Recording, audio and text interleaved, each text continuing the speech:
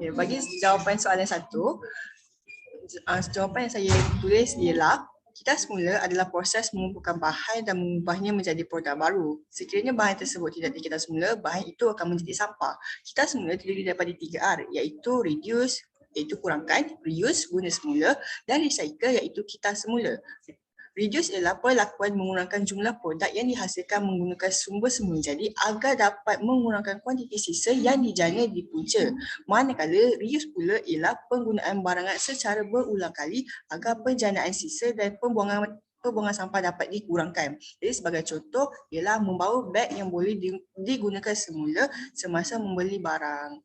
Oleh itu, kita tidak memerlukan plastik untuk mengisi barangan yang dibeli. Seterusnya, recycle ialah merujuk kepada meletakkan sesuatu dalam kitaran. Kita menyita semula dengan mengasingkan sisa dan kemudian menyalurkan kepada organisasi atau kilang-kilang yang memprosesnya semula supaya menjadi produk baru untuk kegunaan kita. Di antara contoh aktiviti recycle ialah menyita semula botol menjadi pasu bunga. Jadi, pengusaha kilang boleh menyita semula kelai karbon dari logam sisa buangan menjadi satu produk yang baru seperti menghasilkan ladung, tin dan lain-lain. Oleh itu, pengusaha kilang tersebut perlu mengikut langkah yang betul untuk menyita semula bahan buangan itu. Pengusaha boleh melaksanakan proses leburan untuk menyita semula kelai karbon tersebut. Perkara yang pertama sekali perlu dilakukan ialah mengasingkan komponen iaitu dengan mencabut ke semua komponen-komponen yang terdapat pada satu bahan itu. Seterusnya, membersihkan komponen-komponen itu.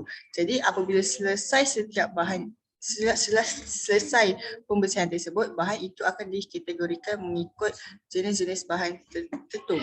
Selepas itu, bagi bahan kelai karbon akan dileburkan dan akan dicetak dengan dimasukkan pada acuan mengikut bentuk yang telah ditentukan. Seterusnya, proses penyejukan keluli bagi mengukuhkan bentuk keluli yang telah dicetak. Sekiranya telah berjaya, keluli itu telah menjadi sebuah produk yang baharu. Oleh itu, daripada aktiviti kita semula ini, dapatlah menghasilkan sebuah produk baharu di samping dapat mengurangkan sisa pembuangan bahan-bahan. Jadi kesimpulannya, kita semula ini merupakan tanggungjawab sosial dan perlindungan alam sekitar. Sekiranya kita tidak mengamalkan aktiviti ini, akan mendatangkan bahaya kepada alam serta kepada diri sendiri. Oleh yang demikian, didikan daripada kecil tentang kesedaran mengitas semula ini akan menghasilkan masyarakat yang cintai alam sekitar dan menghasilkan bumi yang bersih. Jadi itu saja daripada saya. Terima kasih. Selamat tuan.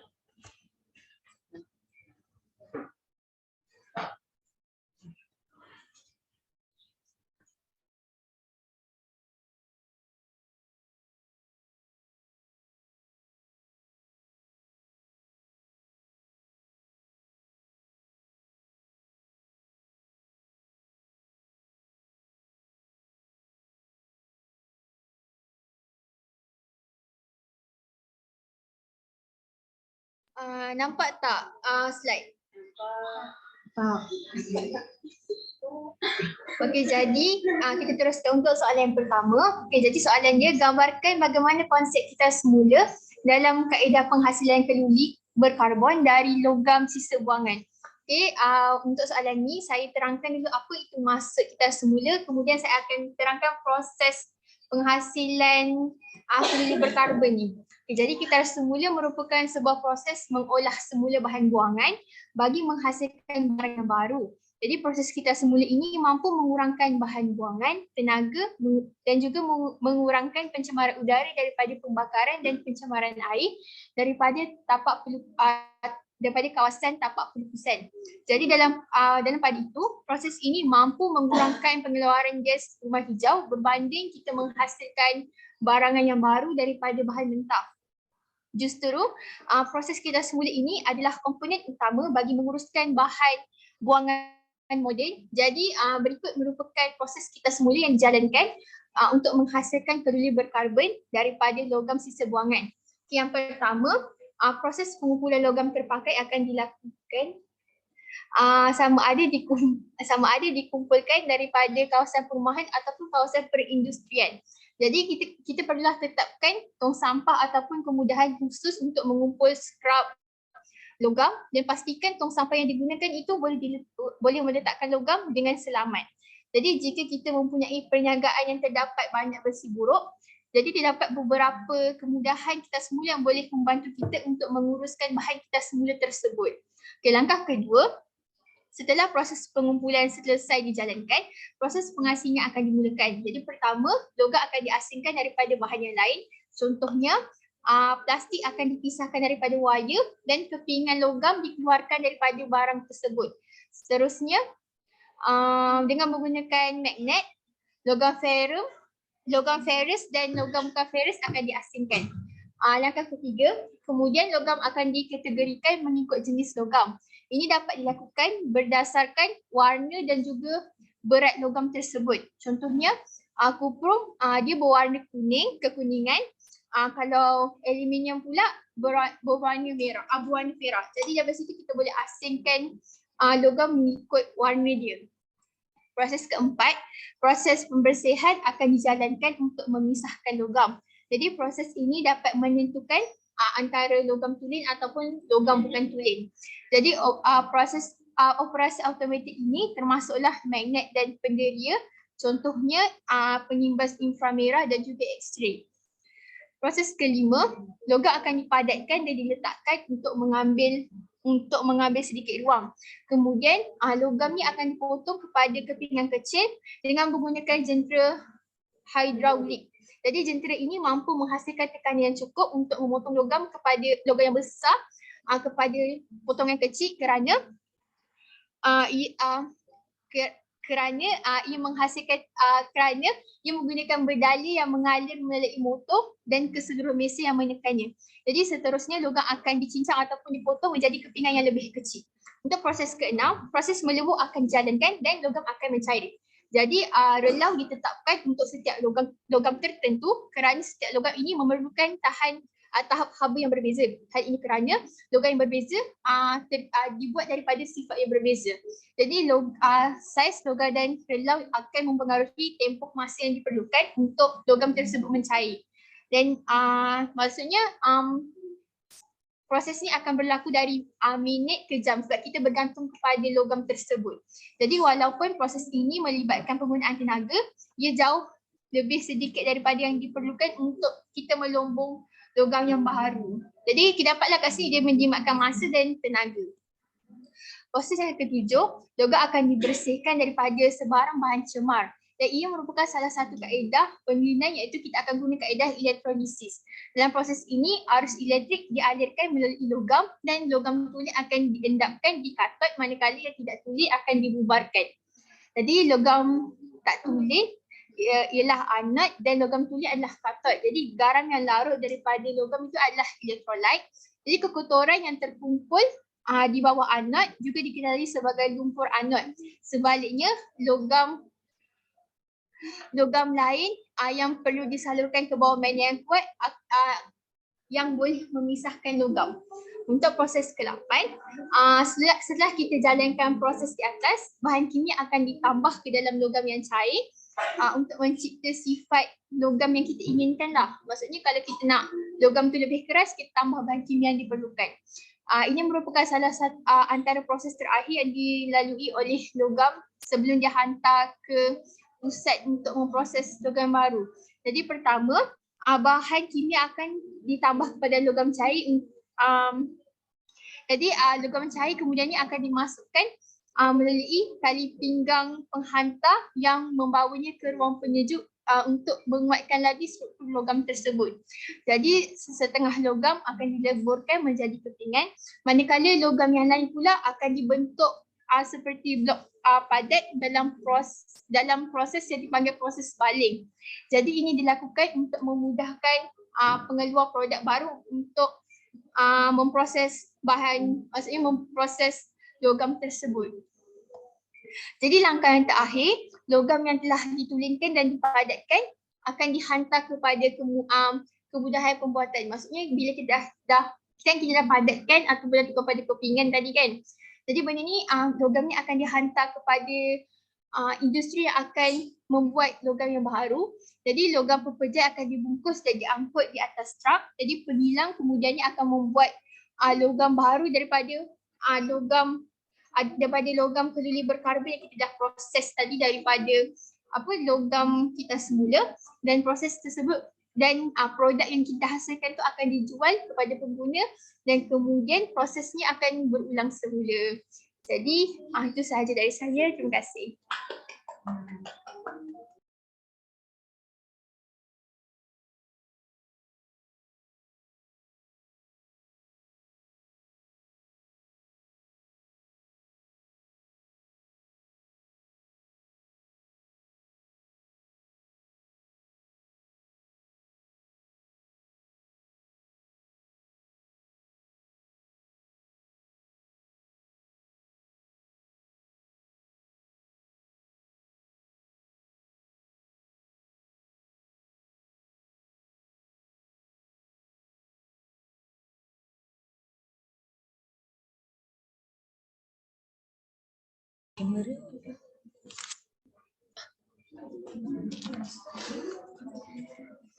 Baiklah, saya akan teruskan pepetangan untuk soalan satu. Jadi untuk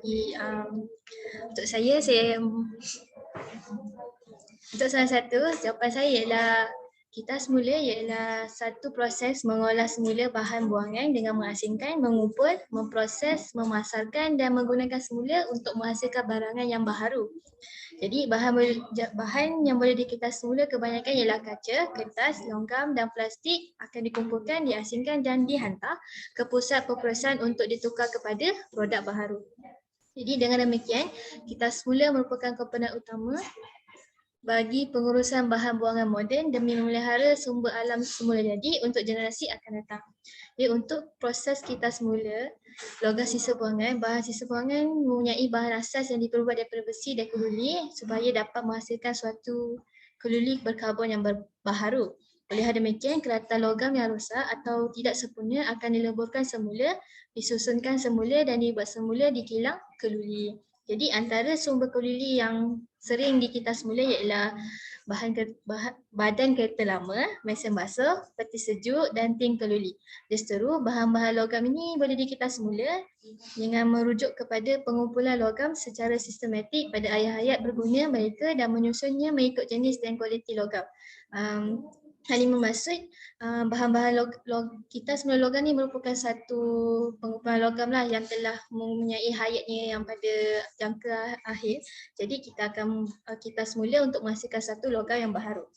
Jadi pertama sekali, proses pengasingan komponen yang melibatkan pemisahan logam dari pencampuran logam ataupun pencampuran sampah. Jadi dalam operasi kita semula automatik, magnet dan sensor digunakan untuk mengasingkan bahan. Pada peringkat industri, scrapers menggunakan magnet dan warna atau berat bahan untuk memudahkan proses menentukan jenis logam. Penggunaan scrapers dapat meningkatkan nilai bahan mereka dengan memisahkan logam bersih dari bahan kotor. Kemudian, pembersihan dilakukan untuk memastikan keluli bebas dari pencemar dengan menggunakan kaedah elektrolisis. Untuk pemprosesan, logam akan dicincang untuk menggalakkan proses peleburan kerana logam cincang kecil mempunyai nisbah permukaan kepada isi padu yang besar. Hal ini menunjukkan memudahkan proses peleburan serta menjimatkan masa dan tenaga. Kebiasaannya, keluli ditukarkan kepada blok keluli. Seterusnya, logam dileburkan dalam relau yang besar. Untuk langkah ini banyak menggunakan tenaga, namun tenaga yang diperlukan untuk melebur logam adalah kurang daripada tenaga yang diperlukan untuk menghasilkan logam menggunakan bahan mentah. Berdasarkan saiz relau, tahap haba relau dan jumlah logam, proses peleburan boleh mengambil masa dari beberapa minit hingga beberapa jam sahaja. Selepas peleburan, logam cair akan dimasukkan ke dalam ajuan untuk dicetak mengikut bentuk yang tertentu seperti bar. Hal ini demikian kerana bentuk ini mudah digunakan untuk menghasilkan pelbagai produk logam. Oleh itu, logam cair dibawa oleh tali rantai penghantar ataupun conveyor belt untuk menyejukkan dan menguatkan logam. Setelah disejukkan, logam sedia untuk digunakan dan dihantarkan ke kilang-kilang yang menggunakannya sebagai bahan mentah untuk pengeluaran produk baharu. Apabila produk yang diperbuat daripada bahan logam ini mencapai penghujung hayat penggunanya, proses kitas semula logam akan bermula semula. Hal ini menunjukkan bahawa logam keluli berkarbon ini dapat dikitas semula kerana mempunyai sifat yang kekal. Itu sahaja daripada saya. Sekian, terima kasih. Okay.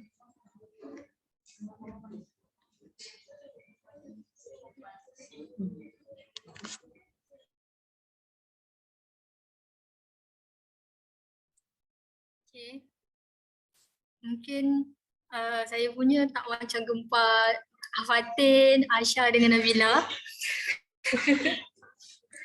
Jadi saya bentang je lah ya. Yang pertama maksud kredi berkarbon merupakan sejenis logam bersih atau logam ferus yang dihasilkan secara mencairkan biji timah bersama dengan arangko dan batu kapur dalam berlambang gas.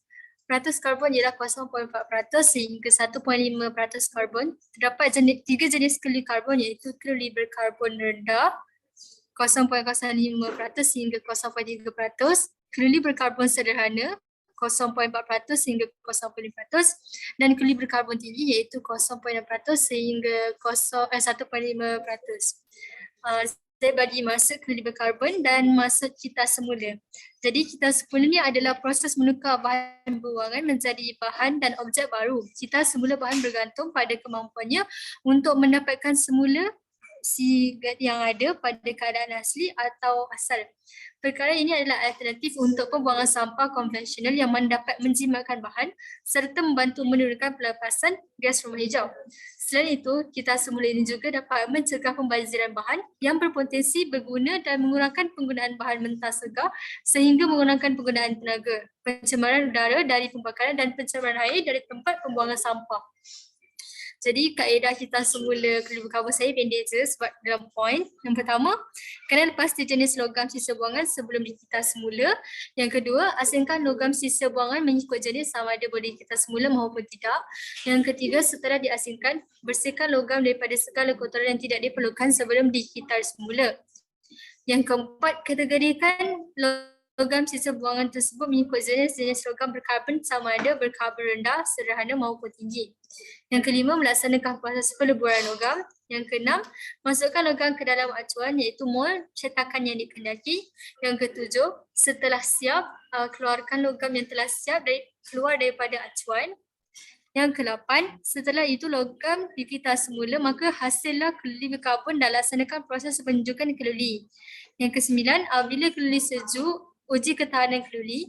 Yang ke-10, sekiranya gagal ujian ketahanan, laksanakan proses peleburan logam semula. Yang ke-11, produkkan keluli berkarbon apabila sudah siap. Jadi kegunaan keluli yang telah diproses dengan cara kitas semula iaitu keluli berkarbon rendah, badan kereta, motor, peralatan elektrik, keluli berkarbon sederhana, aci ataupun dia, dan keluli berkarbon tinggi iaitu acuan, spring, penyikat dan roda kereta api. Itu sahaja daripada saya. Terima kasih.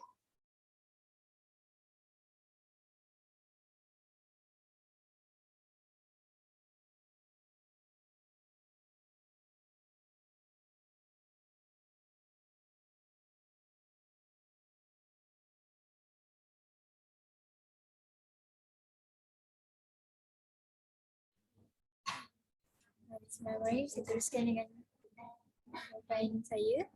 Jadi untuk soalan 1, aktiviti memproses semula bahan buangan untuk menghasilkan barangan baru dinamakan sebagai kitas semula.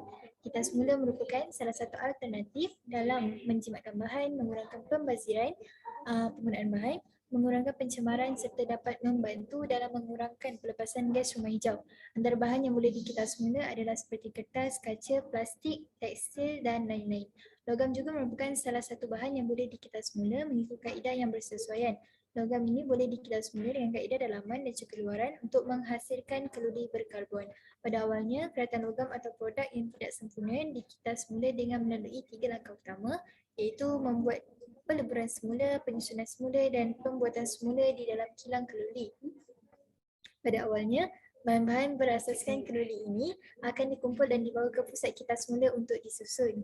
Setelah itu, bahan-bahan tersebut akan melalui proses pengasingan komponen. Setelah logam tersebut diluluskan untuk dikitas semula, logam tersebut akan dilepaskan untuk dihancurkan dan dipadatkan.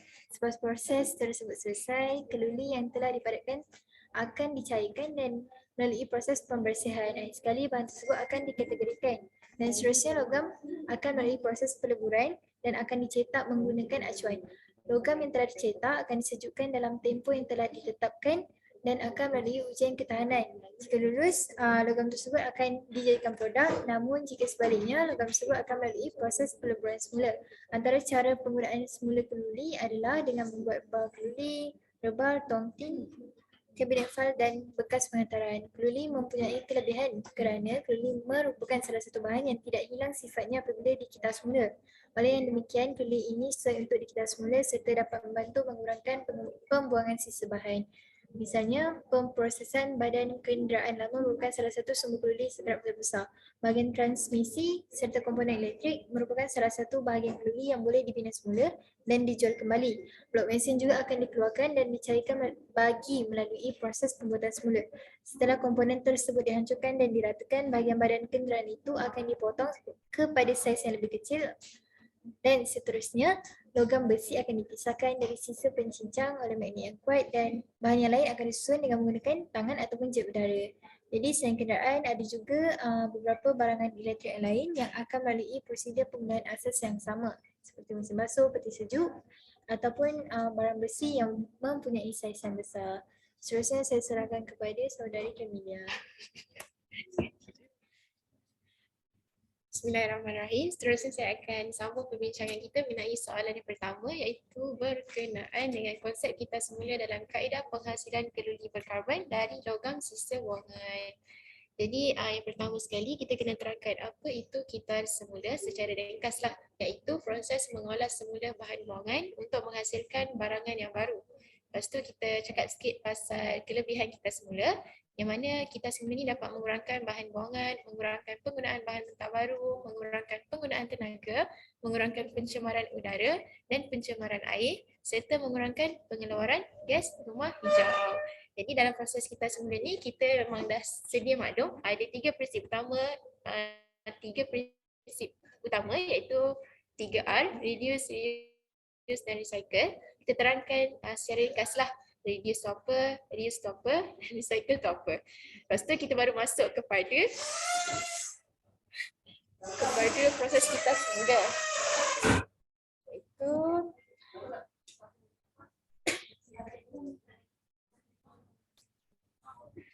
logam sisa.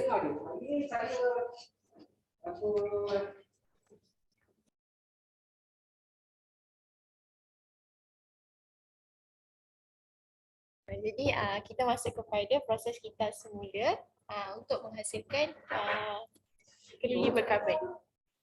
Iaitu logam sisa buangan juga boleh dikitar semula dengan menggunakan kaedah dalaman, iaitu menggunakan proses peleburan atau kaedah luaran, iaitu kitar semula untuk menghasilkan keluli berkarbon. Bagi kaedah dalaman, pertama sekali kita kena kenal pasti jenis logam sisa buangan. Macam yang tadi Ain dah terangkan, kita asingkan. Kita kena kenal pasti sama ada logam tu boleh dikitar semula ataupun tidak.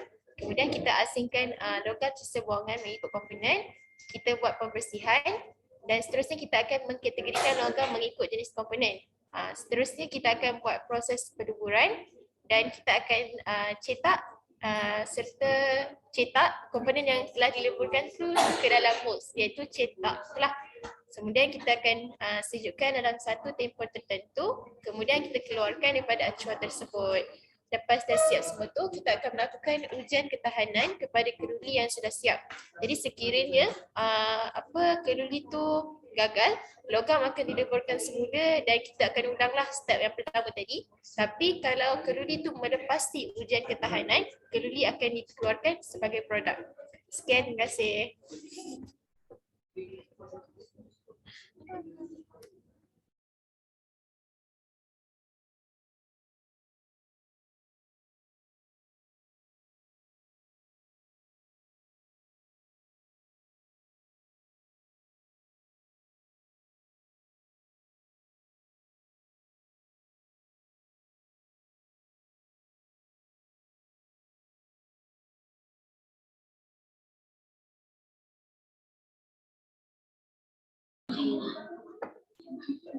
Okey, baiklah.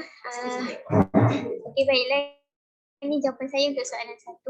Kita akan pergi pada definisi kitar semula. Kitar semula ni dapat didefinisikan sebagai memungut dan mengasingkan sisa pepejal bagi menghasilkan pengeluaran yang baru.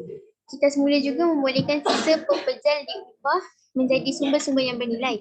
Secara tidak langsung, ia juga boleh mengurangkan penggunaan bahan semula jadi, menjadi sumber kewangan dan memberi faedah sosial. Bagi logam pula, ianya merupakan bahan berharga yang boleh dikikar semula secara berulang-ulang kali tanpa mengubah sifat asalnya. Skrap logam yang mempunyai nilai juga telah mendorong sesetengah pihak untuk mengumpulnya dan kemudiannya dijual kepada pihak operasi kikar semula. Kikar semula logam juga membolehkan kita untuk mengurangkan penggunaan sumber semula jadi serta tidak menggunakan tenaga yang tinggi untuk memproses sesuatu bahan kikar semula tersebut berbanding dengan pembuatan produk baharu yang menggunakan bahan mentah dara.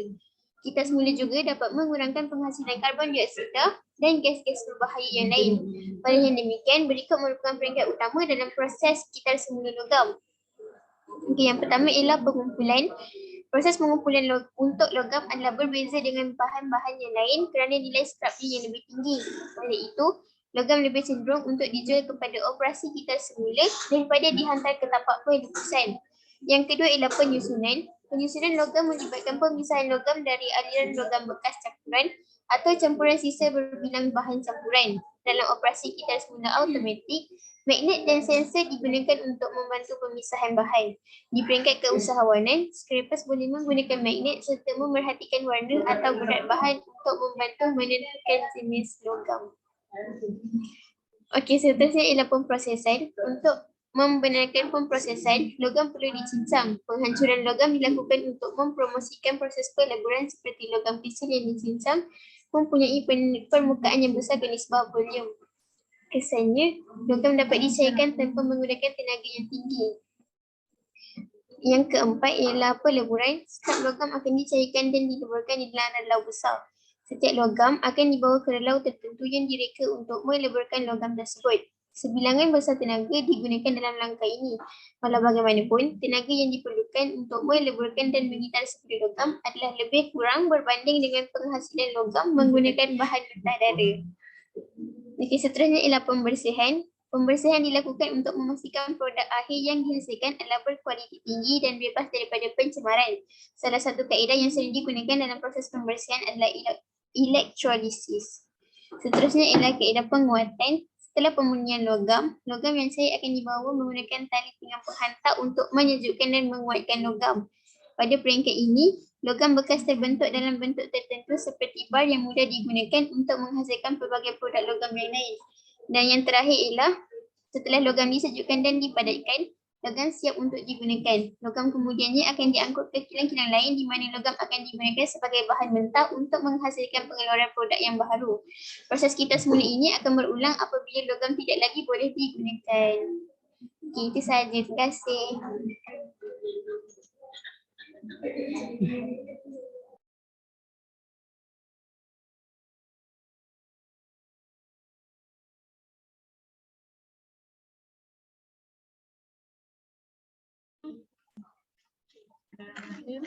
Okey, yang pertama saya akan terangkan, dengar tak? Yang pertama saya akan terangkan tentang konsep dan definisi kikar semula. Kikar semula ialah proses mengolah semula bahan buangan untuk menghasilkan barangan yang baru. Kikar semula dapat mengurangkan bahan buangan, mengurangkan penggunaan bahan mentah baru, mengurangkan penggunaan tenaga, mengurangkan pencemaran udara daripada pembakaran dan pencemaran air daripada tapak pelupusan dan mengurangkan pengeluaran gas rumah hijau berbanding penghasilan barang baru dari bahan mentah. Kikar semula pula adalah komponen utama bagi pengurusan bahan buangan moden. Bahan yang boleh dikikar semula ialah jenis kaca, kertas, logam, plastik, tekstil dan elektronik. Bahan yang hendak dikikar semula perlu dibawa ke tapak pengumpulan atau dikutip dari tepi jalan dan disusun, dibersihkan dan akan diproses semula menjadi bahan baru bagi pengilangan. Okay, sedikit penerangan tentang konsep 3R. Amalan 3R iaitu reduce, reuse, recycle dapat mengelakkan daripada membazir sumber-sumber di dunia. Kehilangan sumber-sumber pada akhirnya dipanggil sumber-sumber terbatas. Contohnya, jumlah minyak yang terhad. Dengan mengamalkan 3R, kita dapat menjimatkan sumber-sumber terbatas pada masa hadapan di samping dapat mengurangkan jumlah pembaziran. Pada dasarnya, keluli ialah ala-ala besi dan karbon di mana karbon secara kimianya digabungkan dengan besi secara larutan pepejal. Keluli mengandungi kesan berdasar seperti sulfur dan fosforus yang boleh menyebabkan kerosakan. Oleh itu, sebilangan kecil logam mangan dimasukkan untuk menyumbangi kesan-kesan mendasar yang menyebabkan kerosakan itu. Tiada satu pun bahan-bahan ini hadir dalam kuantiti yang mencukupi untuk melayakkan menjadi unsur pengaloyan dan keluli ini dirujuk sebagai keluli. Keluli juga terbahagi kepada keluli karbon rendah, keluli karbon sederhana, keluli karbon tinggi dan keluli alloy. Perbezaan di antara keluli karbon rendah, sederhana dan tinggi ialah kandungan karbon di dalamnya. Keluli yang mempunyai lebih banyak karbon adalah lebih kukuh dan kuat berbanding besi tetapi ianya lebih rapuh. Jadi langkah-langkah penghasilan keluli mengikut proses kitar semula ialah yang pertama, kenal pasti jenis logam sisa buangan sebelum dikitar semula. Yang kedua, mengasingkan bahan logam sisa buangan mengikut jenis sama ada boleh dikitar atau tidak. Setelah itu, bersihkan logam daripada segala kotoran yang tidak diperlukan sebelum dikitar semula.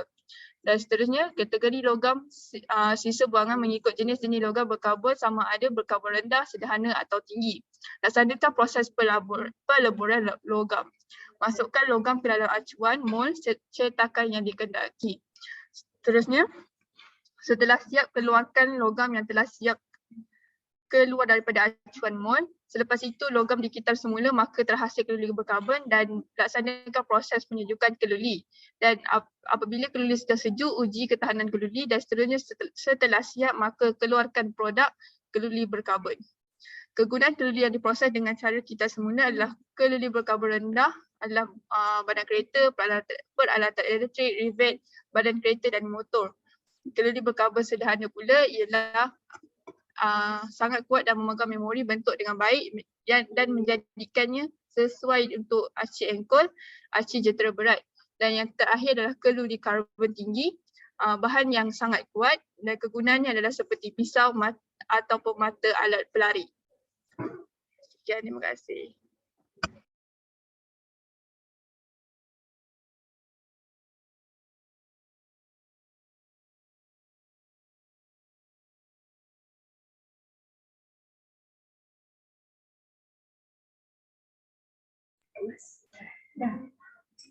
Okey, untuk soalan gambarkan bagaimana konsep kitar semula dalam kaedah penghasilan keluli berkarbon dari logam sisa buangan.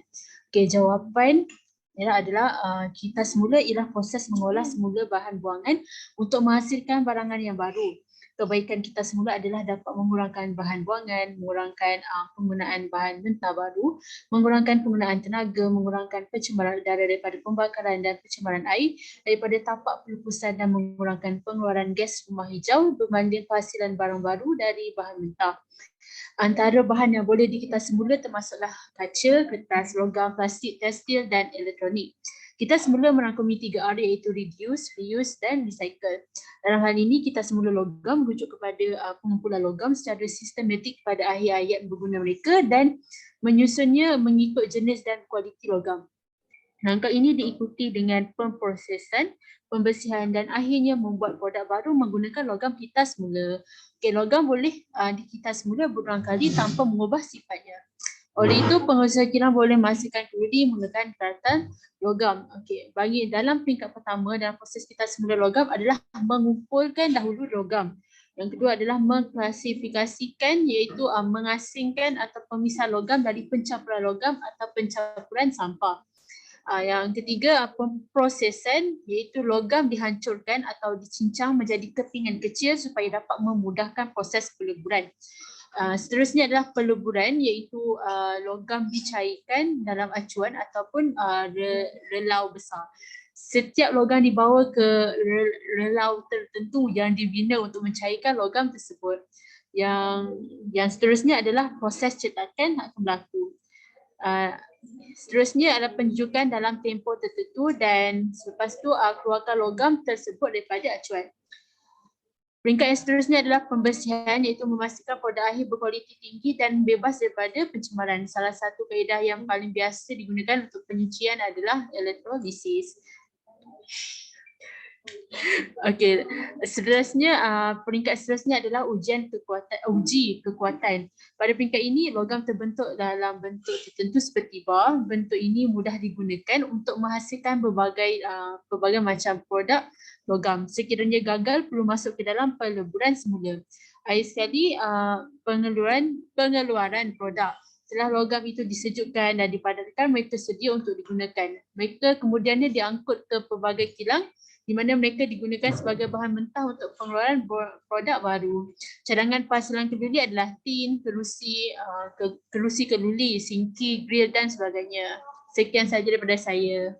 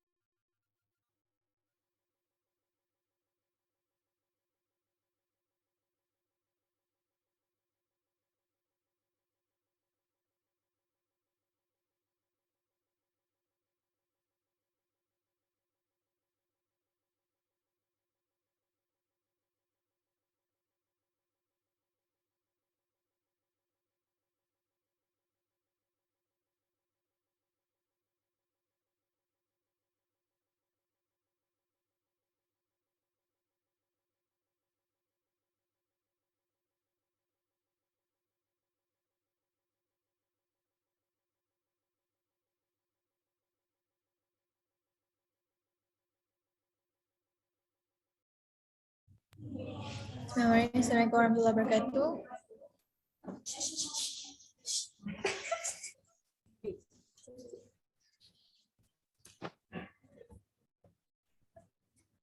Jadi insyaAllah saya teruskan dengan soalan 2 iaitu bina analisis jenis dan sifat bahan-bahan pembuatan tersebut, iaitu getah asli, getah sintetik dan bahan plastik. Jadi untuk jawapan soalan 2, polimer merupakan bahan yang diperbuat daripada rantaian molekul yang panjang dan berulang-ulang. Polimer mempunyai sifat yang unik serta bergantung kepada jenis-jenis molekul yang membuat ikatan. Setengah polimer adalah bersifat keras dan lasak seperti kaca dan epoksi, manakala ada juga yang boleh membengkok dan meregang seperti polyester dan getah. Getah dan plastik dapat digolongkan sebagai polimer. Getah dapat dibahagikan kepada 2 jenis iaitu getah asli dan getah sintetik. Getah asli merupakan salah satu polimer yang dibuat daripada getah yang dikumpulkan daripada pokok getah asli. Berbeza pula dengan getah sintetik yang merupakan polimer buatan yang disintesis dari produk sampingan petroleum. Plastik juga merupakan bahan yang berasal dari organik dengan berat molekul tinggi dan dicirikan oleh sifatnya yang menggunakan pelbagai bentuk. Ketiga-tiga bahan ini mempunyai persamaan, iaitu ketiga bahan ini merupakan polimer serta boleh divulkan untuk menjadikannya lebih kuat. Namun demikian terdapat juga perbezaan antara ketiga bahan ini. Dari segi ketahanan haba, getah asli mempunyai ketahanan haba yang lebih rendah berbanding getah sintetik. Selain itu, getah asli ini juga mempunyai ketahanan yang kurang terhadap bahan kimia, minyak dan juga pelarut organik berbanding getah sintetik. Di samping itu, getah sintetik ini lebih tahan terhadap haba serta mempunyai penebat haba yang baik berbanding getah asli. Namun demikian, getah asli ini adalah telap terhadap udara dan juga cecair, tetapi getah sintetik tidak. Begitu juga dengan kekenyalan kedua-dua bahan ini. Getah asli mempunyai kekenyalan yang lebih tinggi berbanding getah sintetik serta lebih berat berbanding getah sintetik.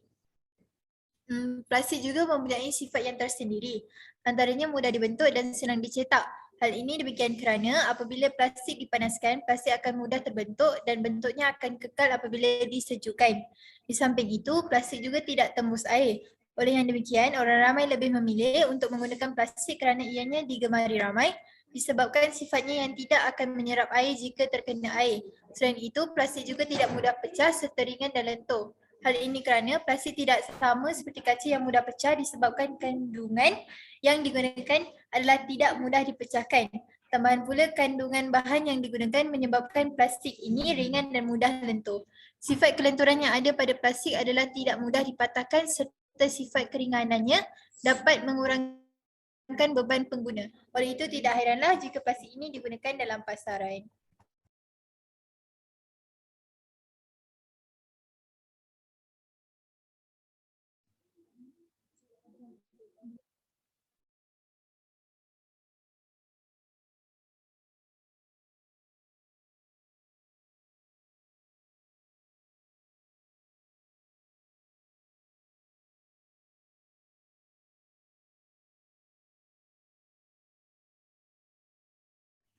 Bismillahirrahmanirrahim. Kita akan teruskan soalan yang kedua, iaitu berkenaan dengan analisis jenis bahan pembuatan dan sifat pembuatan tentang getah asli, getah sintetik dan plastik untuk membentuk asas pembuatan berkenaan. Ini yang pertama sekali. Kita kena beritahu dulu apakah maksud getah. Ini getah merupakan bahan yang bersifat cair dan kental yang keluar dari batang kulit atau daun yang terluka. Tak adalah terluka sebenarnya. Dia yang ditoreh. Jadi pokok getah ni akan menghasilkan cecair yang berwarna putih yang merupakan getah asli setelah kulitnya ditoreh.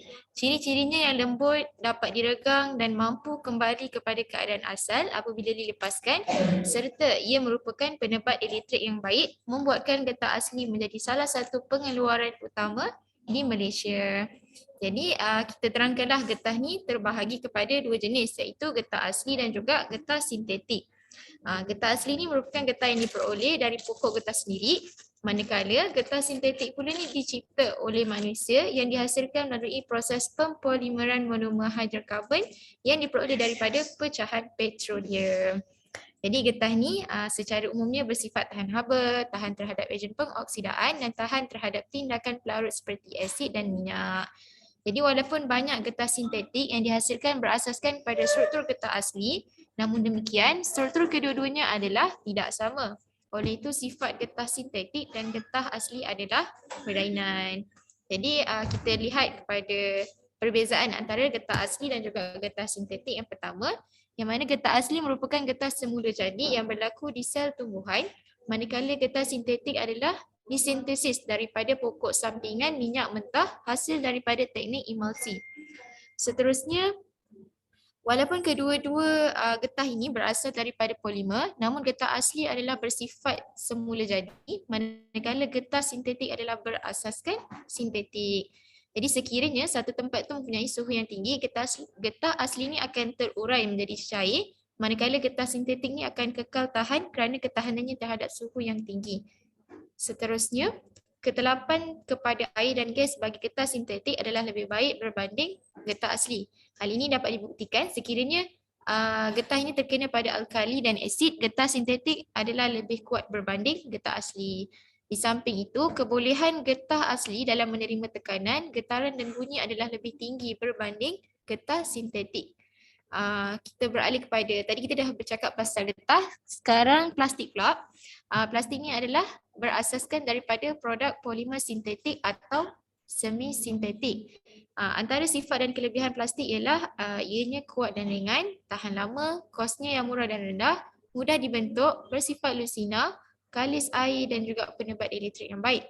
Antara persamaan getah sintetik dan plastik ialah keduanya dihasilkan melalui proses pempolimeran yang menggabungkan unit-unit kecil monomer bersama-sama untuk membentuk polimer yang berupa molekul rantai panjang. Polimer sintetik adalah tidak terbiodegradasi, kalis air dan juga tahan lama.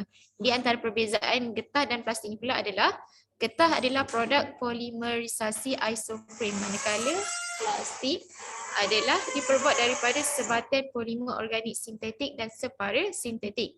Selain itu, kaedah pengeluaran bagi plastik adalah pada mulanya mengambil minyak mentah, manakala getah dihasilkan secara semula jadi di pokok-pokok getah atau boleh dihasilkan secara industri dari minyak, petroleum dan juga gas asli. Terima kasih.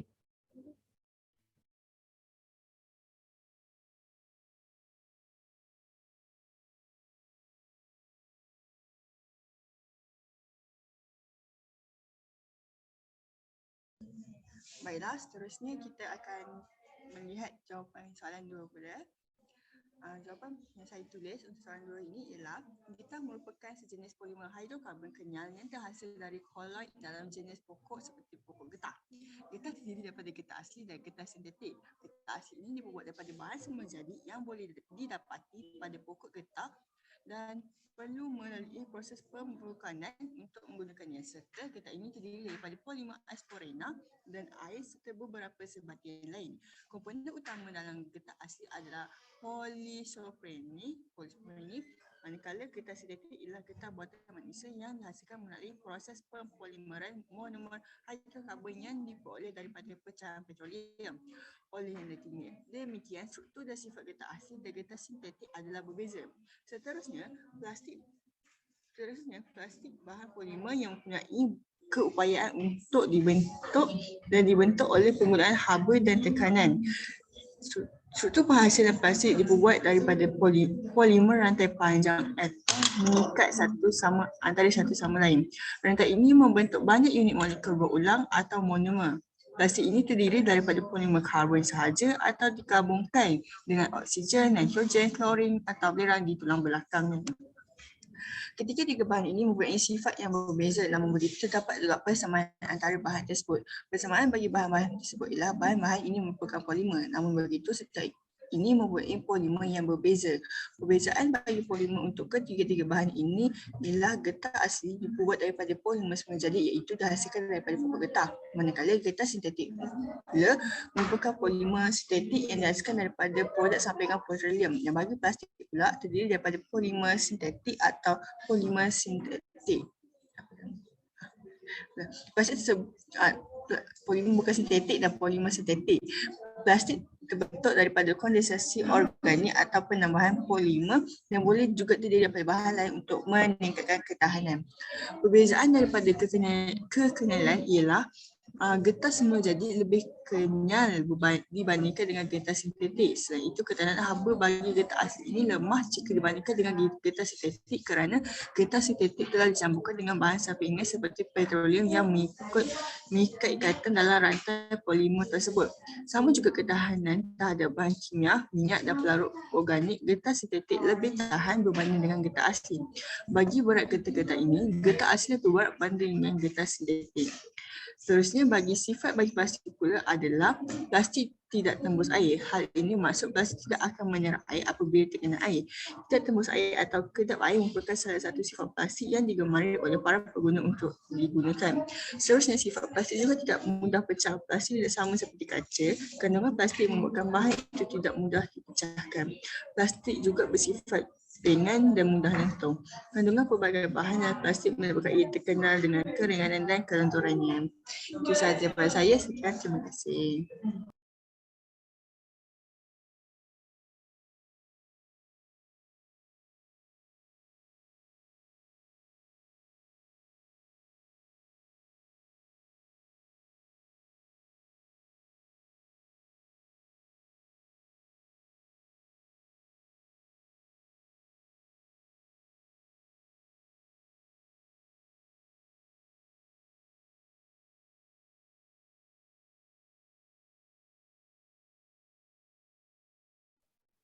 Pokok getah yang merupakan spesies Hevia brasiliensis adalah berasal daripada Brazil dan dibawa masuk ke tanah Melayu oleh Henry Nicholas Ridley pada tahun 1877. Kebanyakan pokok getah ini ditanam di negara Asia Tenggara kerana kawasannya tropika dan memerlukan hujan sebanyak 190 cm sehingga 250 cm setahun. Bahkan memerlukan suhu 25 sehingga 30 darjah Celsius. Pokok getah akan menghasilkan cecair yang berwarna putih yang merupakan getah asli setelah kulitnya ditoreh.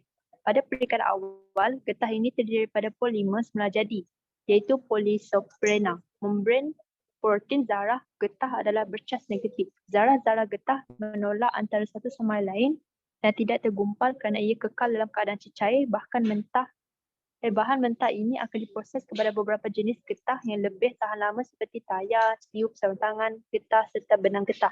Ciri-cirinya lembut, dapat diregang dan mampu kembali kepada keadaan asal apabila dilepaskan serta ia merupakan penebat elektrik yang baik membuat getah asli menjadi salah satu pengeluaran utama di Malaysia.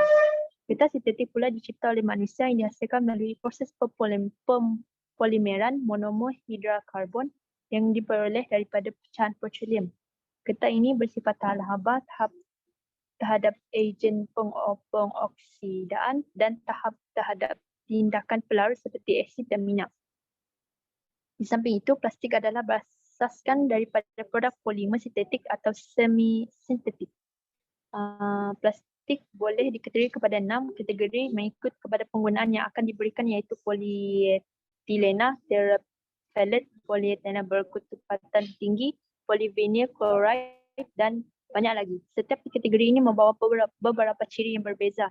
Misalnya polietilena terephthalate mempunyai tahap keterusan yang tinggi. Jenis plastik ini banyak digunakan sebagai bekas penyimpanan makanan ringan kerana plastik ini mampu menghalang kemasukan oksigen. Bahkan plastik boleh diubah formula komposisi dan proses pengeluaran dan ini memberi faktor kepada ciri-ciri plastik tersebut.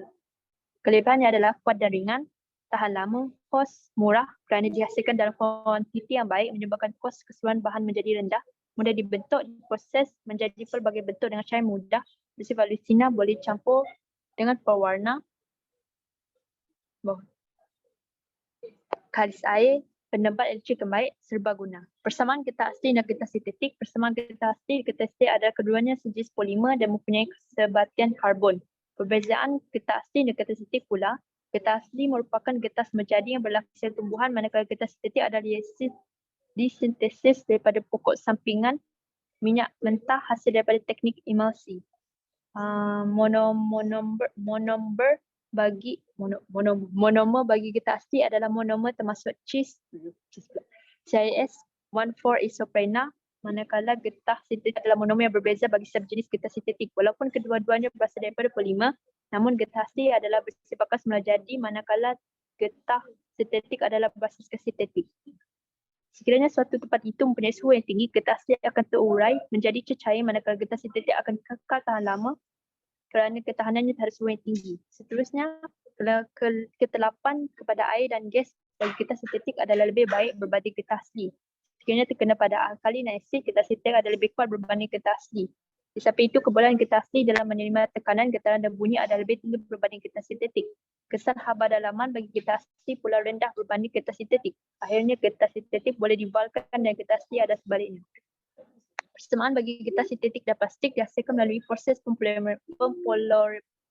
pempolimeran yang menggabungkan unit kecil monomer bersama-sama untuk membantu polimer berupa molekul rantai panjang. Polimer sintetik adalah tidak terbiodegradasi khas air dalam. Perbezaan getah dan plastik. Getah adalah produk pempolimerisasi isoprene, manakala plastik adalah diperbuat daripada sebatian polimer organik, sintetik dan sintetik.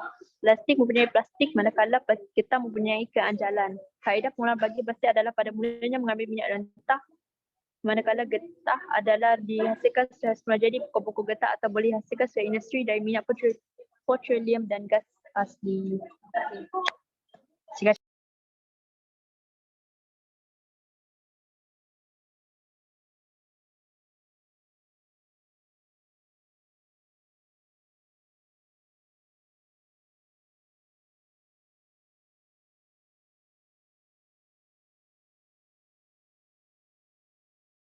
Bismillahirrahmanirrahim. Baiklah, untuk soalan 2, jawapan saya ialah untuk persamaan ketiganya merupakan polimer dan bagi getah ialah boleh dibulkankan dengan pemelahan sulfur. Untuk perbandingan, saya buat dalam bentuk jadual, iaitu pertama pahat untuk getah asli diperolehi daripada pokok getah, manakala getah sintetik dibuat daripada sumber asli seperti petroleum oleh manusia.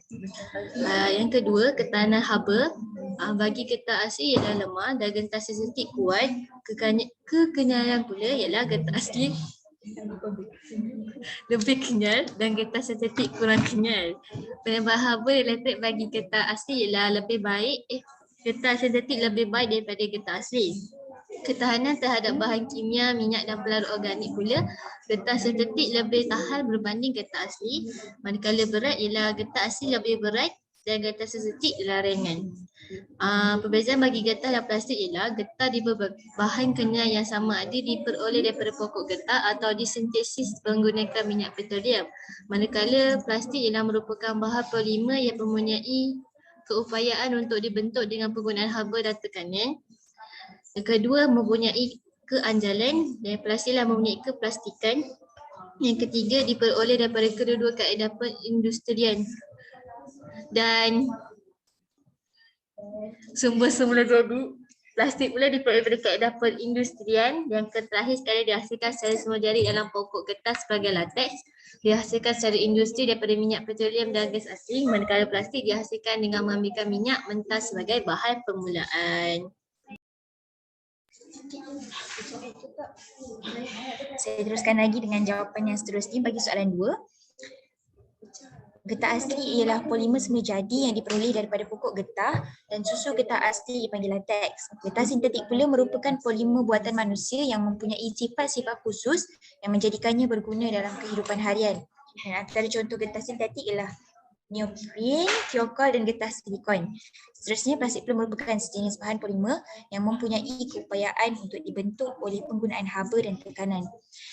Antara perbezaan getah asli dan getah sintetik ialah getah asli merupakan polimer semula jadi yang dihasilkan daripada pokok getah, manakala getah sintetik merupakan polimer buatan yang dihasilkan dengan produk sampingan petroleum. Selain itu, getah asli mempunyai ketahanan haba yang lemah, manakala getah sintetik mempunyai ketahanan haba yang kuat. Perbezaan getah asli dan getah sintetik juga dapat dilihat daripada aspek berat, iaitu getah asli lebih berat manakala getah sintetik ringan. Seterusnya, sifat kekenyalan getah asli pula adalah lebih kenyal manakala getah sintetik kurang kenyal. Daripada aspek ketahanan terhadap bahan kimia, minyak dan pelarut organik, getah asli mempunyai kurang ketahanan manakala getah sintetik mempunyai ketahanan yang lebih. Dan seterusnya, antara persamaan plastik dengan getah ialah kedua-duanya merupakan bahan polimer. Plastik dan getah juga dapat dibezakan dengan konsep bahawa plastik merupakan polimer sintetik, manakala getah pula boleh dijumpai sebagai polimer sintetik dan juga polimer semula jadi. Selain itu, plastik hanya diperoleh melalui kaedah perindustrian, manakala getah boleh didapati daripada kedua-dua kaedah perindustrian dan sumber semula jadi. Pengeluaran plastik dihasilkan dengan pengambilan minyak mentah, manakala getah pula dihasilkan melalui pokok-pokok getah atau dihasilkan secara perindustrian iaitu dari minyak petroleum dan gas asli. Itu saja daripada saya. Dengar tak suara? Dengarkan suara? Okey, jadi kita teruskan untuk soalan yang ketiga, iaitu soalannya adalah terdapat banyak jenis kemasan lantai yang digunakan dalam sebahagian bahan hiasan dalaman sesebuah bangunan. Antaranya adalah bahan hiasan lantai berlamina. Jadi lantai berlamina ni menjadi pilihan ramai kerana faktor kecantikan dan nilai estetikanya. Beri justifikasi bahan hiasan lantai lamina serta bahan kemasan untuk bangunan. Jadi sebelum tu saya akan terangkan apa maksud lantai, proses laminating, lantai berlamina, kemudian antara kelebihan-kelebihan lantai berlamina dan akhirnya akan tutup dengan bahan kemasan untuk bangunan. Jadi lantai merupakan kemasan yang menutup lantai ataupun menutup permukaan supaya penghuni rumah boleh berpijak dan bergerak dengan selesa. Laminating adalah sebuah proses melekatkan sesuatu benda bersama-sama. Jadi semasa proses melamina kayu dijalankan, plastik ataupun bahan lain akan dilaminasikan ke bahagian papan lapis, kayu pepejal ataupun komposit. Justeru istilah kayu lamina merujuk kepada lantai yang telah menjalani proses pelapisan yang merangkumi pelapisan veneer atau kayu berlapisan pepejal untuk membuat perabot. Jadi lantai berlamina ini merupakan sebuah produk kayu simulasi yang terdiri daripada lapisan fotografik ataupun kayu, dan ia terdiri daripada komposit kayu yang biasanya menggunakan papan partikel. Jadi lantai ini disaluti dengan salutan jernih ataupun resin yang tahan lama dan mampu menghalang lembapan di bawahnya. Jadi bagi menghasilkan lantai berlamina ini, ia bergantung pada corak yang dimahukan, contohnya imej kayu, marmar dan sebagainya. Dan untuk menghasilkan lantai berlamina ini menggunakan teknologi yang tinggi dan menjadikannya kelihatan sama seperti lantai yang sebenar. Jadi lantai berlamina ini adalah sehingga 50% lebih murah daripada lantai kayu pepejal. Ia juga mudah dipasang dan mempunyai pelbagai jenis warna dan pembungkus. Jadi lantai berlamina ini sangat sesuai digunakan di tempat kediaman ataupun macam di kawasan rumah kita. Hal ini kerana permukaan bahagian tengah di bawah lantai ini adalah kayu dan di bahagian atas pula adalah printed. Jadi permukaan kayu ini hampir serupa seperti solid wood. Maksudnya lantai berlamina ni walaupun dia bukan solid wood tapi ada struktur yang cantik. Hal ini kerana untuk menghasilkan lantai berlamina ini menggunakan teknologi yang canggih, justeru printed dan juga tekstur ataupun corak yang diinginkan boleh diaplikasikan pada permukaan lantai berlamina. Permukaan lantai ini adalah keras, tahan lasak, tahan hentakan, kalis lembab, tidak pudar dan tahan kotoran. Jadi lantai berlamina ini mempunyai ketahanan yang tinggi terhadap air kerana gabungan antara teknologi double wax layer dan V-groove menyebabkan air tidak boleh meresap melalui permukaan lantai. Kelebihan lain lantai berlamina ini adalah mempunyai daya resapan yang tinggi. Jika ia dibandingkan dengan tiles ataupun parquet, lantai ini mengurangkan kesan hentakan yang berlaku, malah ia mengurangkan peluang berlakunya kecederaan terhadap kanak-kanak. Dalam pada itu, lantai berlamina ini juga bersifat anti calar, malah apabila berlaku cakaran, geseran ataupun seretan di atas permukaan kayu, ia tidak meninggalkan sebarang kesan. Bagi tindak balas lantai berlamina terhadap sinar UV pula, ia tidak berlaku perubahan warna akan berlaku kepada lantai berlamina kerana ia mempunyai ketahanan yang tinggi terhadap pancaran UV. Jadi permukaan lantai berlamina ini juga tidak mudah terbakar sekiranya api rokok terjatuh di permukaan kayu. Jadi kos pemasangan lantai berlamina ni adalah mudah dan mampu menjimatkan masa kerana ia cepat dipasang. Untuk proses pemasangan lantai berlamina ini, ia dipasang menggunakan kaedah locking sahaja.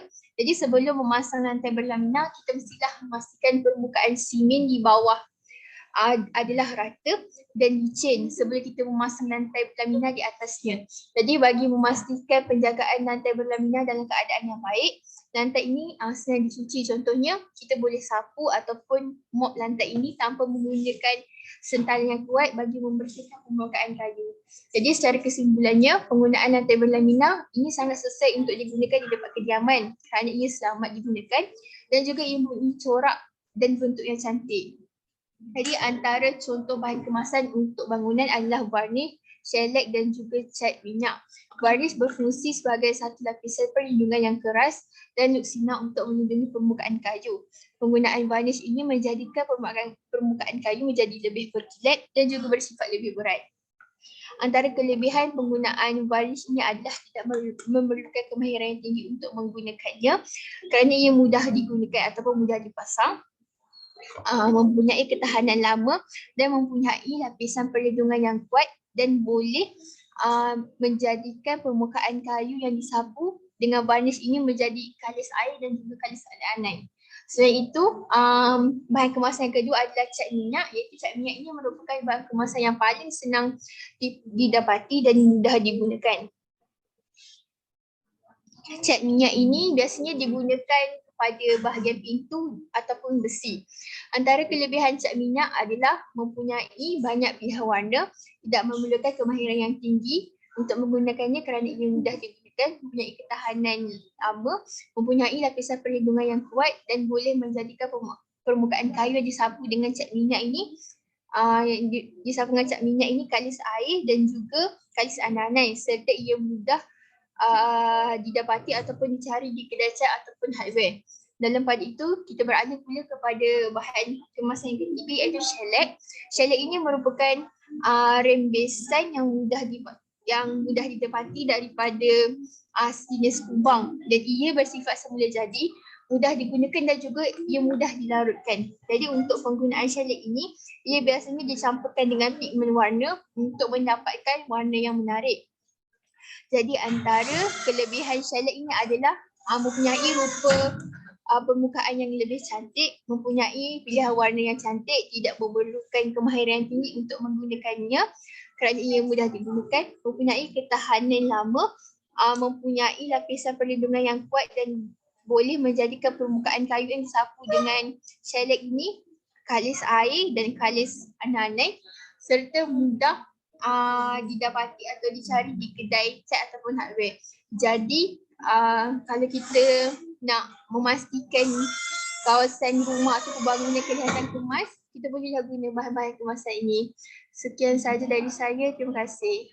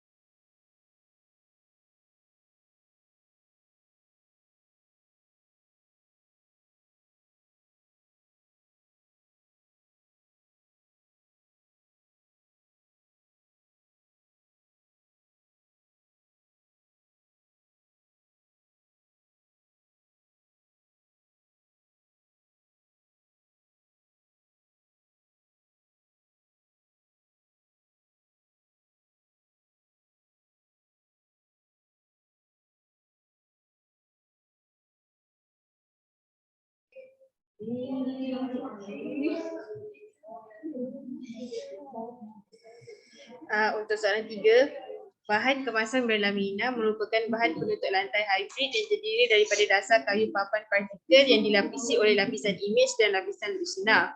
Lantai berlamina ialah jenis penutup lantai yang popular untuk ruang tamu, rumah, dapur, ruang makan, bilik tidur, lorong dan kawasan lain yang tidak terdedah kepada kelembapan berlebihan. Bahan kemasan berlamina ini mempunyai permukaan yang keras dan licin yang turut banyak digunakan pada meja dan perabot dan papan dinding lain dalam pembinaan.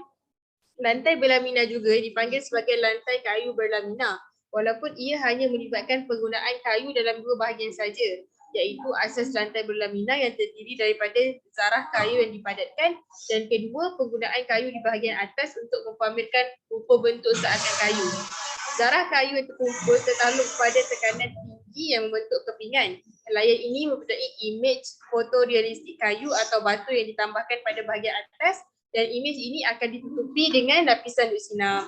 Lapisan lutsina kepingan plastik yang tahan lama, nipis dan jelas adalah penghubung antara lapisan bawah yang halus dan unsur luaran seperti kelembapan, sinaran UV dan cala. Lantai berlamina seringkali menjadi pilihan pengguna kerana ia mempunyai cara yang mudah untuk dipasang. Lantai berlamina sentiasa dipasang sebagai lantai terapung. Dengan kaedah ini, papan lantai bersambung antara satu sama lain tetapi tidak dengan lantai bawah. Lantai berlamina dipasang sama seperti lantai kayu keras kerana ia mempunyai gaya dan alur yang diubah sesuai untuk menyambung papan. Namun tidak seperti lantai kayu keras yang biasanya memerlukan pemasangan profesional. Lantai lamina sangat mudah untuk dipasang sendiri dengan hanya alatan asas. Pemasangan papan lantai berlamina ini bergantung pada jenis-jenisnya, sama ada dicantum atau dilekatkan bersama. Kaedah snap together yang paling biasa digunakan menggunakan pelbagai nama seperti fold and lay, fold and lock dan sebagainya. Tidak seperti cantuman arus yang digunakan dengan kayu keras pejat, di mana satu papan meluncur ke sisi ke dalam papan bersebelahan. Lipatan dan letak bermula dengan dua papan yang dilekatkan oleh alur luar dan bersujud antara satu sama lain. Seterusnya, satu papan dilipat ke bahagian bawah sehingga rata seperti papan pendampingnya. Mekanisme lipatan ini berfungsi untuk mendekatkan kedua-dua papan secara tidak dan menghalang penghijrahan air. Terdapat beberapa kelebihan penggunaan lantai berlamina ini, iaitu pembinaan yang menjadikannya ia dan dalam pembinaan yang menjadikannya ia sesuai digunakan sebagai bahan kemasan bangunan. Antaranya ialah mudah untuk dibersihkan, kali sekala, sesuai untuk haiwan peliharaan dan ia memakan kos yang rendah untuk pembelian dan juga pemasangan bahan. Lantai berlamina ini juga mampu untuk dicetak dengan corak yang pelbagai bergantung kepada teknologi yang digunakan. Corak pada lantai berlamina ini bergantung kepada jenis bahan yang kita mahu, seperti imej kayu, marmar dan sebagainya. Teknologi pencetakan yang canggih boleh membuatkan lantai ini kelihatan sama seperti yang sebenar. Lantai berlamina ini juga tidak memerlukan penyelenggaraan yang memakan masa, tenaga maupun perbezaan yang tinggi kerana kaedah pemasangannya yang mudah dan ringkas. Papan berlamina ini juga tidak memberikan sebarang risiko kepada kesihatan pengguna kerana penggunaan bahan asli yang selamat dan dalam pembuatan dan juga pemasangannya. Untuk mencantikkan lagi permukaan lantai berlamina, bahan kemasan tambahan seperti varnish boleh disapu di atas papan berlamina bagi menjadikan permukaannya lebih bersinar dan menarik. Sekian, terima kasih.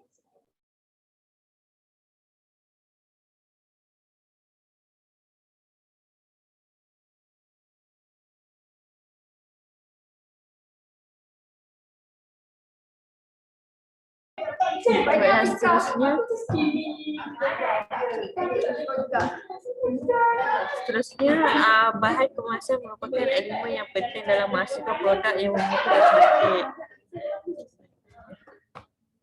Hal ini turut penting bagi ruangan kediaman di rumah, perabot dan perkakasan di dalam rumah seperti meja, lantai, dinding memerlukan bahan kemasan yang sesuai agar suasana rumah menjadi menarik dan selesa untuk didiami.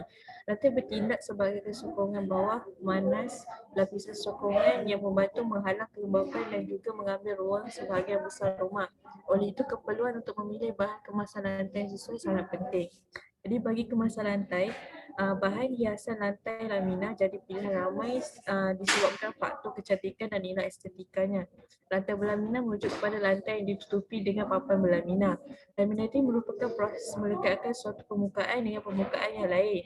Jadi kayu berlamina merujuk kepada lantai, namun proses pelapisannya turut merangkumi pelapisan veneer dan kayu berlamina. Lantai laminat juga biasanya dipilih sebagai kemasan lantai rumah kerana teksturnya lebih lembut pada kaki apabila dipijak. Ini disebabkan oleh jenis material laminat sendiri yang mengandungi kandungan kayu yang agak tebal ditambah dengan penggunaan foam layer sebelum pemasangan. Jadi antara kelebihan menggunakan lantai berlamina ialah ianya lebih murah daripada menggunakan lantai kayu yang padat. Lantai berlamina juga mudah untuk dipasang dan boleh didapati dalam pelbagai warna dan kemasan. Ianya juga tahan lama berbanding dengan lantai kayu keras. Suara aku dengar tak? Jadi tambahan lagi, lantai berlamina tidak menjejaskan kesihatan kerana diperbuat dari bahan asli. Sekiranya ingin lantai berlamina lebih cantik dan kemas, permukaannya boleh dilapisi dengan bahan kemasan lain seperti varnish atau shellac. Shellac merupakan lapisan yang disalutkan pada permukaan kayu untuk melindungi permukaan kayu dari air dan anak-anak. Selain itu, varnish pula merupakan satu lapisan perlindungan yang keras dan luksina untuk melindungi permukaan kayu. Biasanya ia mempunyai permukaan yang berkilat dan bersifat lebih berat. Varnish biasanya digunakan kerana kalis air dan untuk melindungi permukaan lantai dari anai-anai. Itu sahaja daripada saya.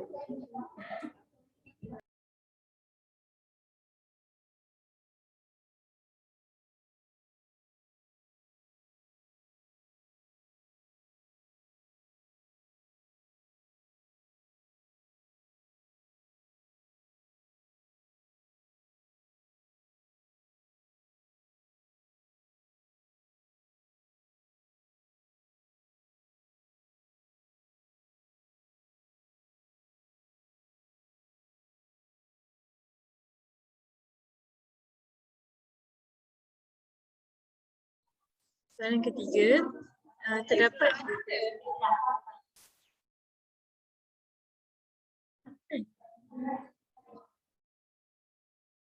soalan yang ketiga, soalannya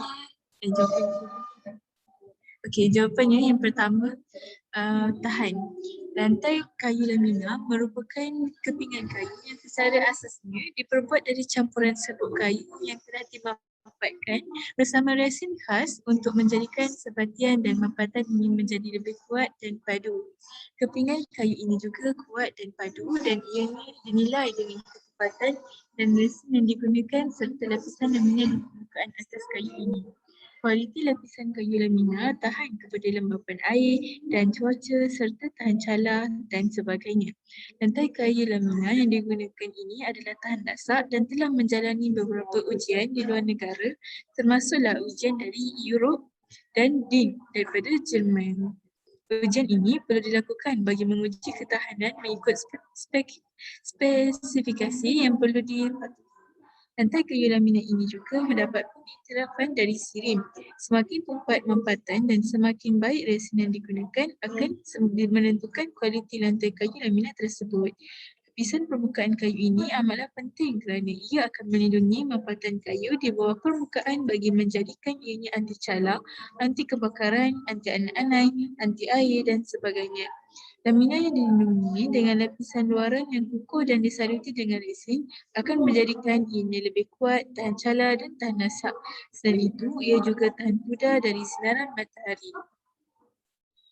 Bahan hiasan lantai lamina juga merupakan bahan yang mudah dipasang.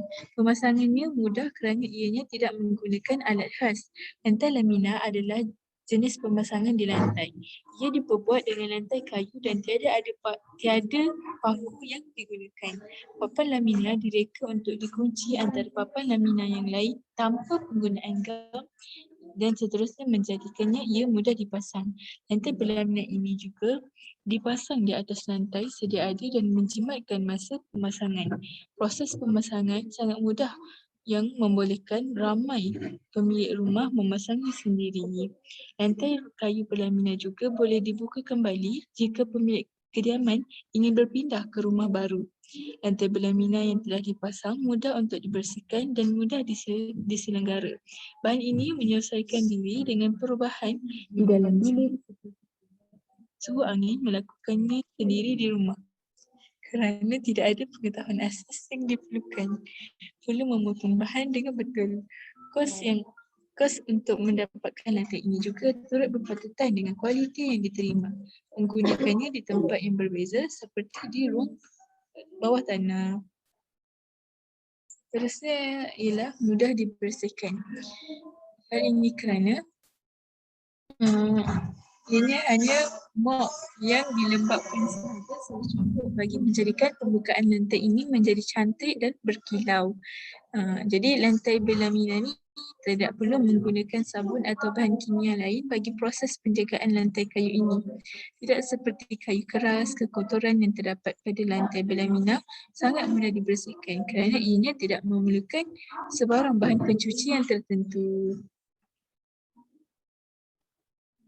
Yang seterusnya ialah tidak menjejaskan kesihatan. Oleh kerana lantai kayu laminat ini menggunakan bahan asas dari kayu, ianya adalah 100% daripada kayu dan tidak akan menjejaskan kesihatan. Ia sememangnya tidak akan mendatangkan kesan sampingan kerana ia adalah semula jadi dan sesuai dengan suhu badan manusia dan persekitaran seluruh bilik. Bahan semula jadi ini sebenarnya baik untuk kesihatan manusia kerana ia tidak mengandungi bahan kimia yang boleh kita serap tanpa kita sedar. Permukaan lapisan lantai laminat ini disaduri dengan bahan antibakteria dan melindungi dari dijangkiti bakteria halus yang tidak kita dapat lihat. Lantai kayu laminat ini juga sebenarnya jauh lebih selamat jika dibandingkan dengan lantai lain, terutamanya yang diasaskan oleh bahan yang menggunakan batu termasuk seramik dan tiles. Lain ini juga akan mengikut suhu badan manusia terutama ketika musim panas atau musim hujan atau sejuk dan membuatkan kita selesa dalam apa jenis cuaca apapun. Kayu ini juga akan mengikut suhu badan manusia terutama ketika musim panas atau musim hujan atau sejuk dan membuatkan kita selesa dalam apa jenis cuaca. Disebabkan itu, banyak dipasang di luar negara yang memiliki 4 musim. Jika kita mempunyai bayi atau penyakit gout dalam kalangan keluarga, kapet perlu digunakan bagi melindungi mereka jika terdedah kepada lantai yang sejuk seperti simen, tas atau batu seramik. Bayi yang belajar merangkak pula tidak baik jika dibiarkan pada permukaan sejuk dengan tempoh yang lama. Jika ahli keluarga mempunyai alahan, lantai berlamina adalah pilihan yang bijak kerana ia tidak merangkap habuk dan kotoran. Lapisan bawah yang dilapisi lapisan plastik khas tidak hanya menghalang lembapan dan melindungi lantai daripada rosak, malah menghalang pembentukan pelapur. Seterusnya, lantai laminat corak yang berbagai dengan kawasan kemasan kayu-kayuan, batu-batuan dan kemasan baju bin. Semua ini terdapat dalam pelbagai warna tekstur permukaan, ketebalan dan corak susunan papan.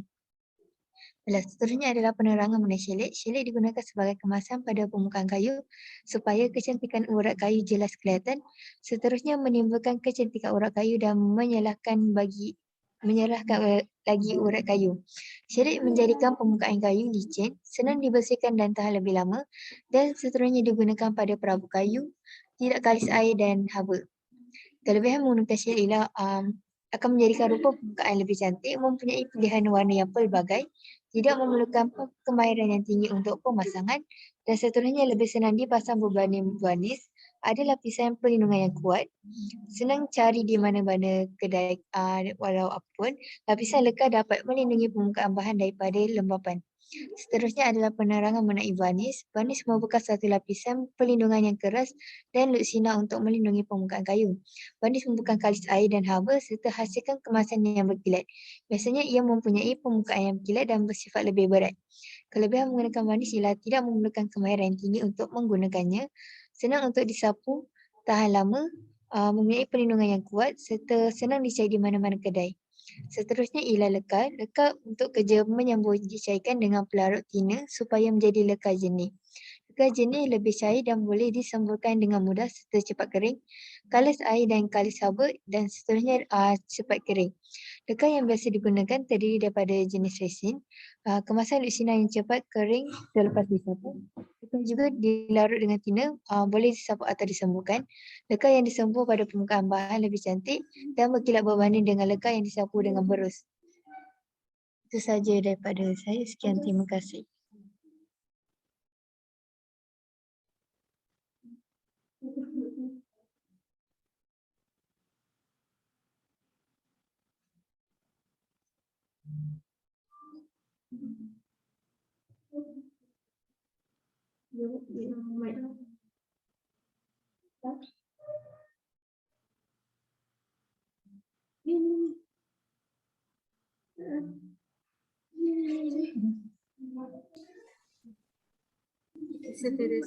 Assalamualaikum warahmatullahi wabarakatuh.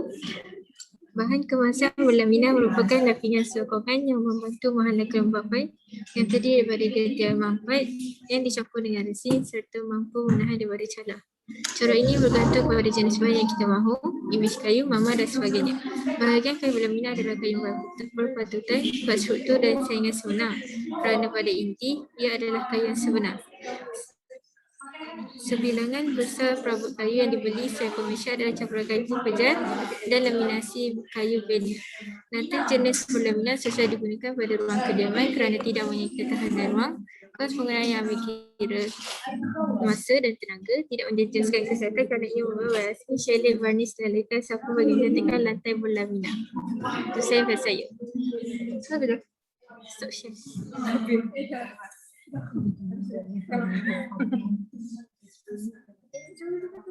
Dah?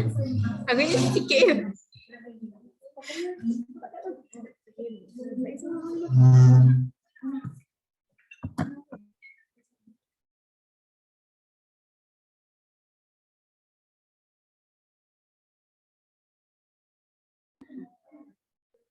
Okay, mana tu?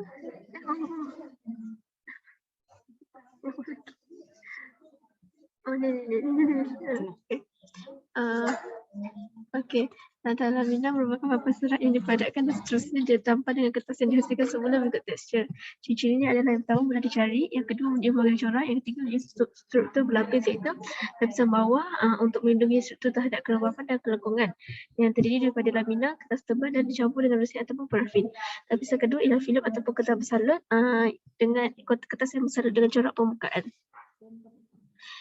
Kekuatan lantai lamina ni ialah yang pertama mempunyai banyak pilihan hiasan dan corak, yang kedua kemudahan pemasangan, yang ketiga stabil dan kelihatan seperti lantai padat, yang keempat hayat penggunaan panjang dengan pilihan pemasangan dan penjagaan yang betul. Manakala kelemahan yang ialah tidak tahan kelembapan, yang kedua lantai yang dipasang menggunakan kaedah ini adalah lebih nipis berbanding lantai yang padat, yang ketiga sekiranya ia mula retak atau haus ia tidak dapat dibagi semula tapi perlu diganti dengan lantai lamina yang baru. Baiklah, untuk bahan kemasan yang pertama ialah varnish. Itu merupakan satu lapisan pelindung yang keras dan bersinar untuk melindungi pembuangan kayu. Ia menjadikan pembuangan kayu berkilat, digunakan untuk pembuangan lantai kayu kerana sifat yang keras dan tahan lama. Yang kedua ialah shellac. Kecantikan urat kayu lebih jelas dan melindungi permukaan kayu.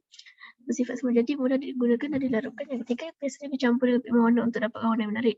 Dan yang terakhir adalah reka, iaitu mencantikkan dan melindungi permukaan kayu dan sesuai kerana tahan haba dan tahan celah. Saja saya sikit.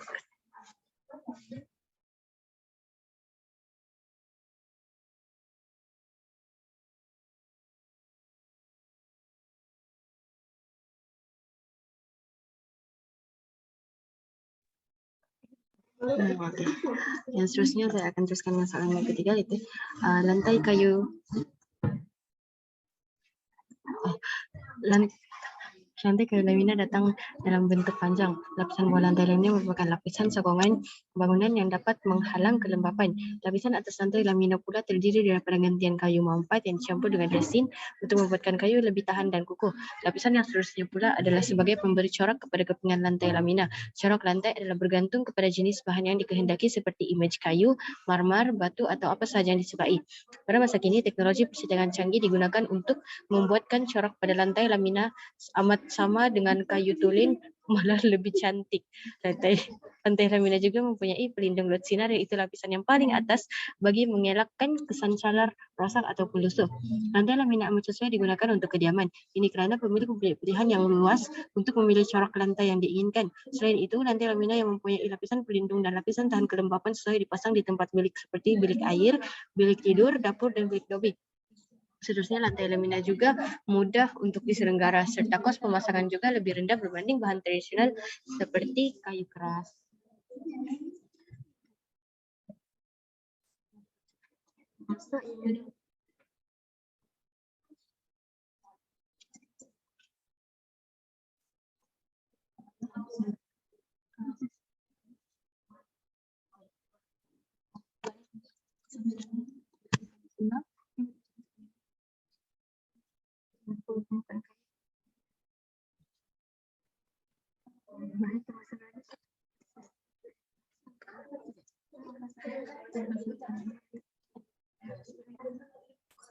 Inilah jawapan seterusnya. Getah asli merupakan hasil lateks yang diperahi daripada pokok getah iaitu Hevia brasiliensis untuk kegunaan industri. Seterusnya, sintetik pula bermaksud bahan yang dibuat atau direka oleh manusia dengan menggunakan sumber asli seperti petroleum. Contoh produk yang berasaskan getah seperti tayar, sarung getah dan gelang getah. Kemudian plastik pula merupakan apa-apa polimer organik, sintetik atau supersintetik. Contohnya seperti baldi dan baju hujan. Setiap bahan pembuatan ini mempunyai ciri-ciri yang tersendiri sehingga dapat menghasilkan produk tertentu. Secara dasarnya, getah asli, getah sintetik dan plastik mempunyai persamaan iaitu ketiga-tiganya merupakan polimer iaitu material berbentuk rantai molekul panjang dan berulang. Manakala persamaan antara kedua-dua jenis getah adalah boleh divulkankan. Proses iaitu proses yang melibatkan penambahan sulfur untuk menambah baik ciri ke dalam getah asli. Namun begitu, terdapat banyak perbezaan antara getah asli dan getah sintetik. Antaranya, getah asli tidak tahan kepada haba berbanding getah sintetik yang mampu tahan daripada haba. Selain itu, getah asli juga lebih berat berbanding getah sintetik yang bersifat ringan. Seterusnya, getah asli lebih tebal namun tidak pula bagi getah sintetik. Kemudian, getah asli lembut tetapi getah sintetik keras. Tambah pula, walaupun getah asli baik dari segi penebat haba dan energi, namun getah sintetik lebih baik. Lihat pula kepada getah dan plastik, kedua-duanya turut mempunyai perbezaan. Antaranya, getah lebih ajar berbanding plastik. Seterusnya, getah diperoleh daripada kaedah pengindustrian berbanding dan sumber semula-jadi berbanding plastik yang diperoleh daripada kaedah pengindustrian sahaja. Kemudian, getah ini dihasilkan secara semula-jadi daripada pokok getah, manakala secara industri pula daripada minyak petroleum dan gas asli. Sebaliknya, plastik pula dihasilkan dengan mengambil minyak mentah sebagai bahan permulaan. Sekian, terima kasih. Lepas tu macam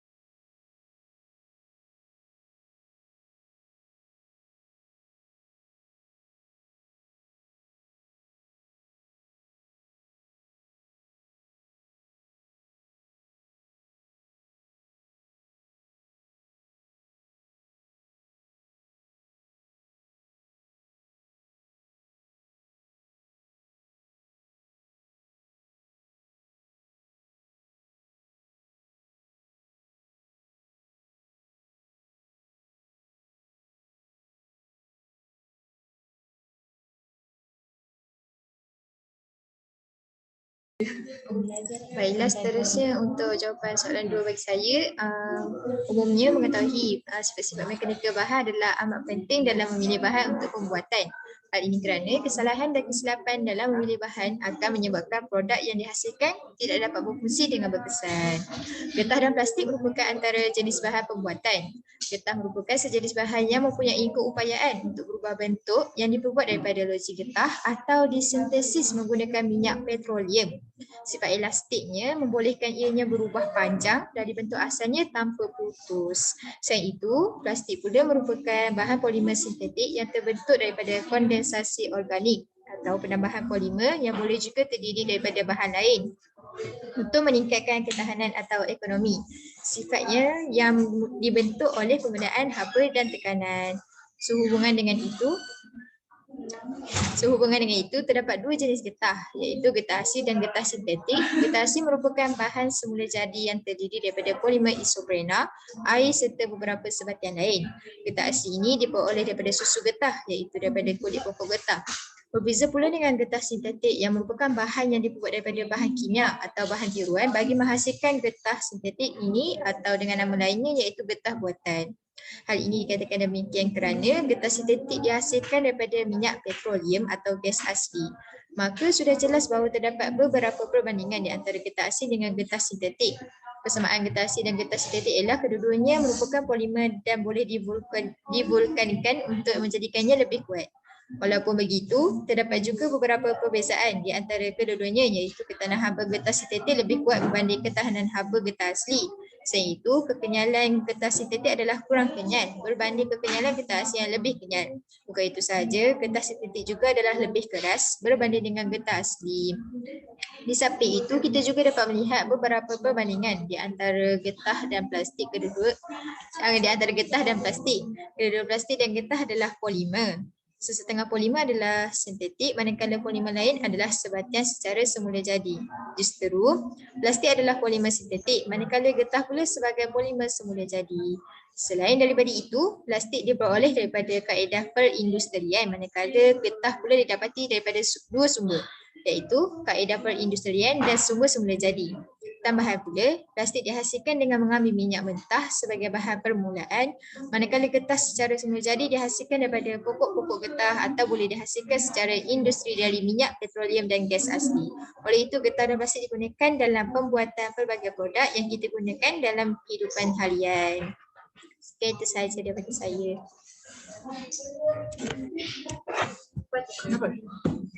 Lepas tu,